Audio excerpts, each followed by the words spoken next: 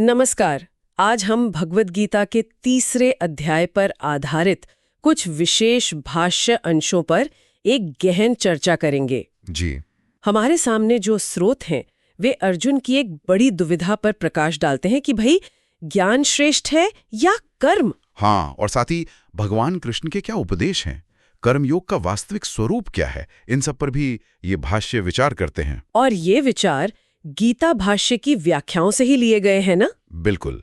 हमारा उद्देश्य है अर्जुन के इस मानसिक द्वंद्व को समझना और ज्ञान तथा कर्म पर जो अलग अलग दृष्टिकोण हैं उनको परखना। हाँ, और ये भी जानना कि इन स्रोतों के अनुसार ये काम यानी इच्छा, इसकी प्रकृति क्या है और मोक्ष प्राप्ति के क्या साधन बताए गए हैं। जी।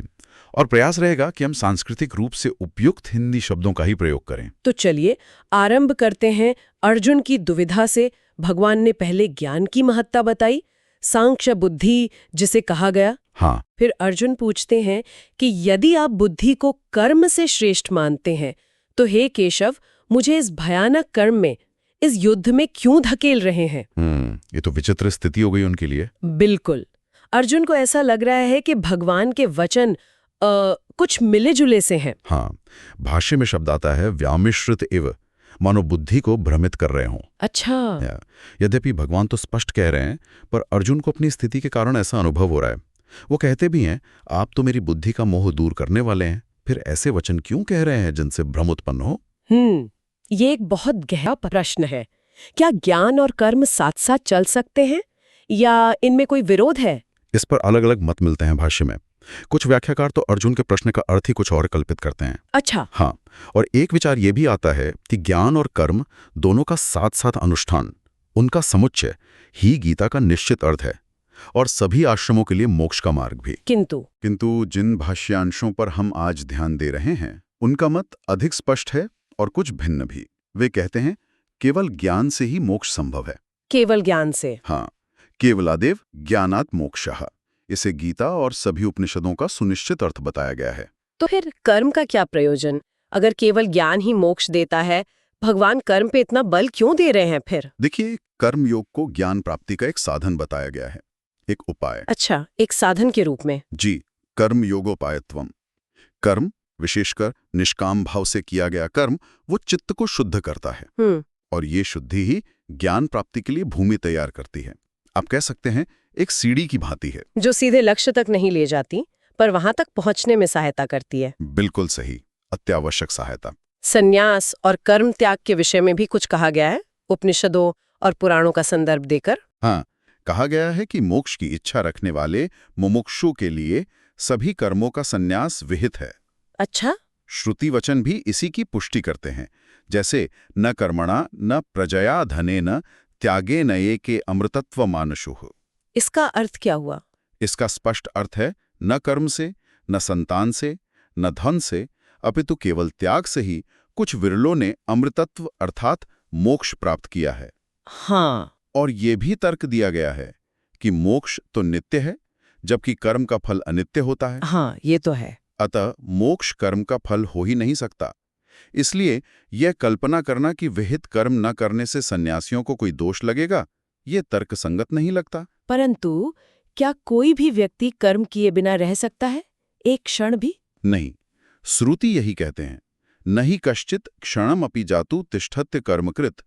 कोई भी क्षण भर भी कर्म किए बिना नहीं रह सकता। क्यों? क्योंकि प्रकृति के गुण सत्व, रजस, तमस ये सभी प्राणियों को विवश करके कर्म करवाते हैं। कार्यते ह्यवशः कर्म सर्वः प्रकृति जैर्गुणः ही कर्ता हमिति मन्यते। किंतु जो तत्वज्ञानी है वो जानता है कि वास्तव में तो ये गुण ही गुणों में कार्य कर रहे हैं, आत्मा स्वयं अकर्ता है। और यह समझकर वो कर्म में लिप्त नहीं होता। सही कहा, वो आसक्त नहीं होता। तत्ववेत्तु न सज्जते। तो फिर कर्मयोग का अभ्यास कैसे करें? क्या मार्ग सुझाया गया है? उपदेश है, आसक्ति रहित होकर कर्म करो, फल की कामना के बिना, केवल कर्तव्य समझकर। तस्मादसक्तः सततम कार्यम कर्म समाचर। और ईश्वर को समर्पण भाव से। हाँ, मयि सर्वाणि कर्माणि सन्न्यस्य, ईश्वर अर्पण बुद्धि से। जनक जैसे राजाओं का उदाहरण भी दिया गया है। हाँ, उन्होंने लोक संग्रह के लिए कर्म किया था। जी, समाज के सामने उत्तम आदर्श प्रस्तुत करने हेतु। क्योंकि श्रेष्ठ पुरुष जैसा आचरण करते हैं, सामान्य जन उसी का अनुसरण करते हैं। यद्यदा चरति श्रेष्ठस तत्तदेव रोजनः। और जो सृष्टि चक्र के अनुसार नहीं चलता, उसका जीवन व्यर्थ बताया गया है। मोघम पार्थ स जीवति। और जिसने आत्मा को जान लिया है, जो आत्मज्ञानी है, उसकी क्या स्थिति है? उसके लिए कहा गया है, जो आत्मा में ही रमण करता है, आत्मा से ही तृप्त है और आत्मा में ही संतुष्ट है। यस्त्वात्मरतिरेव स्यात् आत्मतृप्तश्च मानव आत्मनेव च संतुष्टस्तस्य कार्यम न विद्यते। यानी उसके लिए कोई कर्तव्य शेष नहीं रहता। हाँ, तस्य कार्यम न विद्यते। उसके कर्म करने या ना करने से उसे कोई प्रयोजन नहीं रहता। अध्याय के अंत में अर्जुन एक बहुत ही महत्वपूर्ण प्रश्न पूछते हैं जी, कि हे कृष्ण, मनुष्य न चाहता हुआ भी बलपूर्वक प्रेरित किए हुए के समान किससे प्रेरित होकर पाप कर्म करता है? अथ केन प्रयुक्तो अयम पापम चरति पुरुषः? ऐसा क्यों होता है? हाँ, ये बड़ा गहरा प्रश्न है। भगवान इसका मूल कारण बताते हैं, काम, अर्थात तीव्र इच्छा या वासना। काम? हाँ, यह प्रकृति के रजोगुण से उत्पन्न होती है। यही वो शत्रु है। और जब ये कामना पूरी नहीं होती तो क्रोध बन जाती है। बिल्कुल। काम एष क्रोधेश रजोगुण समुद्भवः। इसे महाशनः कहा गया है, यानी बहुत खाने वाला, अतृप्त। और महापापमा, महान पापी। और ये ज्ञान को ढक लेता है। हाँ, जैसे धुएं से अग्नि ढकी रहती है, मैल से दर्पण और झिल्ली से गर्भ, वैसे ही ये काम ज्ञान को आवृत कर देता है। धूमे नाव्रियते वन्नी यथादर्शो मलेन च। इसके निवास स्थान कहाँ हैं? ये रहता कहाँ है? इंद्रिया, मन और बुद्धि। इंद्रियाणि मनो बुद्धिर अस्याधिष्ठानम उच्यते। इन्हीं के माध्यम से यह ज्ञान को ढककर जीवात्मा को मोहित करता है। तो फिर इस शक्तिशाली शत्रु पर विजय कैसे प्राप्त करें? कोई उपाय? उपाय बताया गया है, पहले इंद्रियों को वश में करो। तस्मात् त्वम इंद्रियादौ नियम्य। और इस पाप रूप काम का निग्रह करो। इंद्रियों को वश में करके? हाँ, फिर ये समझो कि इंद्रियों से परे मन है, मन से परे बुद्धि है, और जो बुद्धि से भी परे है वो आत्मा है। सह। हाँ। अच्छा, इंद्रियाणि पराण्याहुः वाला श्लोक। जी। इंद्रियेभ्यः परम मन, मनस्तु परा बुद्धि, यो बुद्धे परत्तु सह।